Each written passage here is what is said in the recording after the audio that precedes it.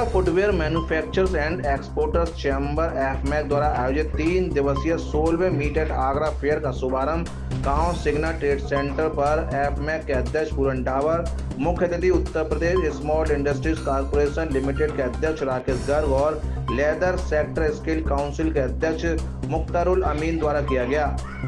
8, 9 और 10 नवंबर 3 दिवसीय meet at Agra fair के 16वें संस्करण की सभी ने बधाई देने के साथ आयोजन की प्रशंसा की और कहा कि आगरा के जूता व्यापार को विश्व पटल पर एक पहचान देने वाले लेदर फुटवेयर कंपोनेंट्स और technology fair meet at Agra जूता व्यापार के लिए एक मील का पत्थर साबित होगा।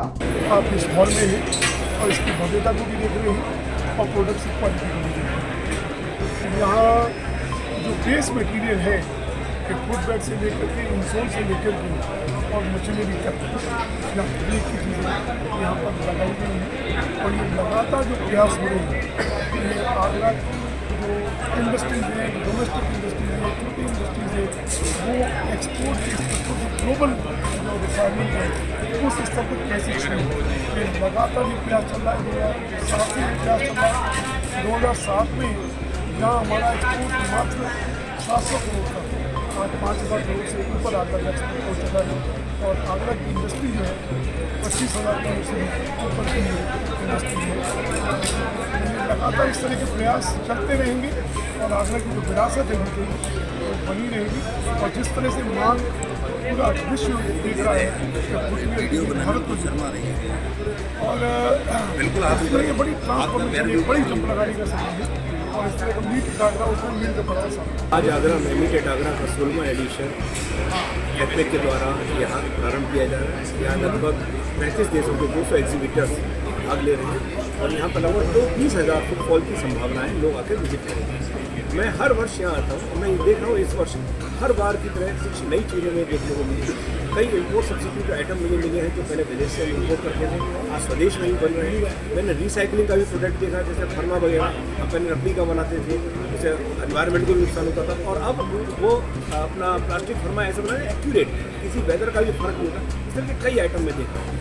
निश्चित तौर पर ये आगरा के उद्योग को बढ़ाने के लिए है और आगरा का उद्योग 25,000 करोड़ रुपये का है। मैं विश्वास के साथ कहता हूँ कि इस एग्जीबिशन के बाद 20 से 25% बढ़ेगा और विदेश में हमारा शेयर और भी बढ़ेगा। जिस तरह की ग्लोबल परिस्थितियाँ बन रही हैं, आप सबको पता है अभी US का रिजल्ट आया, तो हम आगे बढ़ेंगे। ये बताना चाहूँगा कि 2005 में शुरू हुआ ये फेयर आज विश्व का एक बहुत ही जिसे कहते हैं बहुत ही high quality footwear components trade fair हो रहा है और जिसमें कि आप देख रहे हैं कि भारत के और पूरे दुनिया से लोग आए हुए हैं अपने फुटवेयर कंपोनेंट्स की जो शॉप्स हैं वो लगा रहे हैं और मुझे लगता है कि एफमैक ने जिस तरह का काम आगरा के लिए किया है उससे हमारे पूरे भारत की जो शू इंडस्ट्री है, फुटवेयर इंडस्ट्री है, उसको बहुत फ़ायदा होगा और आज 5,000 करोड़ पर हमारी जो आगरा की फुटवेयर इंडस्ट्री है वो पहुँच चुकी है। मुझे लगता है कि एफमैक अगर इसी तरीके से आगे बढ़ता रहा तो हम बहुत जल्दी भारत को 3 ट्रिलियन इकोनॉमी बनाने में एक अमूल्य योगदान देंगे। 26 बिलियन जो है $, वो जूते के ऊपर है। हमें वो टारगेट अचीव करना है। तो अगर हम 26 का टारगेट लेके चलते हैं जूते का तो उसमें $8 बिलियन का कंपोनेंट्स का कंट्रीब्यूशन है। तो अभी आज की डेट में हम जो है अराउंड $3 बिलियन पर हैं।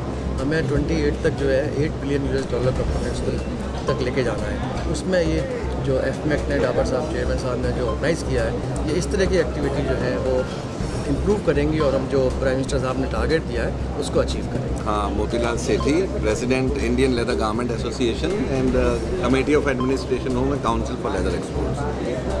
तो काउंसिल फॉर लेदर एक्सपोर्ट्स जो मेन बॉडी है लेदर एक्सपोर्ट्स के लिए भी, उसके मान्यता से भी, उसके सहयोग से भी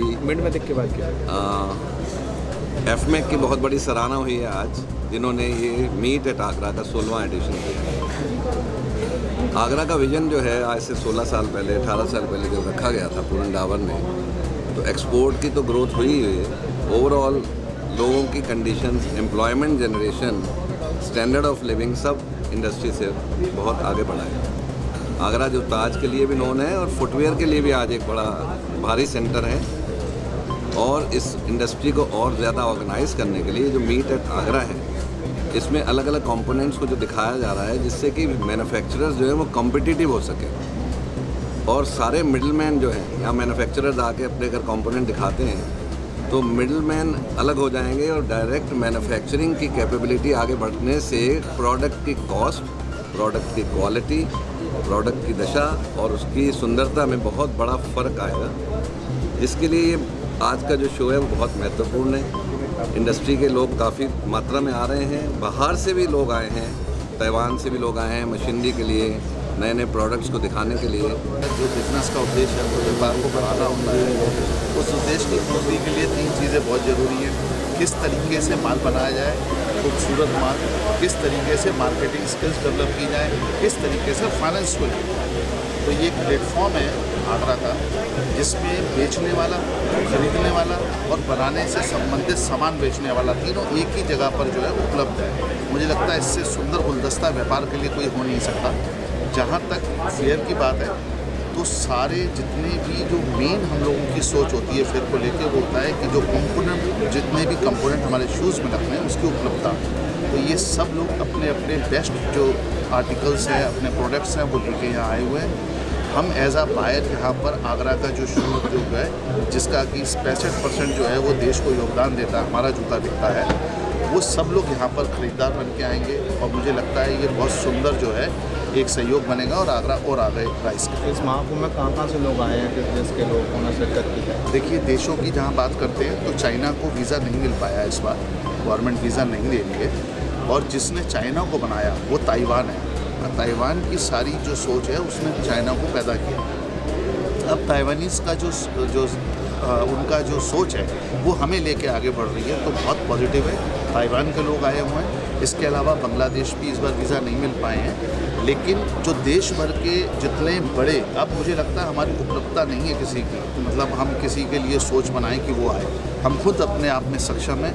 पूरे देश के जितने बड़े बाइंग हाउस हैं उनके CEOs, उनके लोग, उनकी टीम हमारे साथ हैं, वो सब आए हुए हैं और इससे हमारे आगरा के जूता उद्योग को बहुत फायदा होगा। क्या संभावना जताएगी अगर कैपिटल की बात करें, व्यापार की बात करें तो? कैपिटल की बात अगर आप करते हैं तो कल बैंकर्स के साथ मीटिंग्स हैं।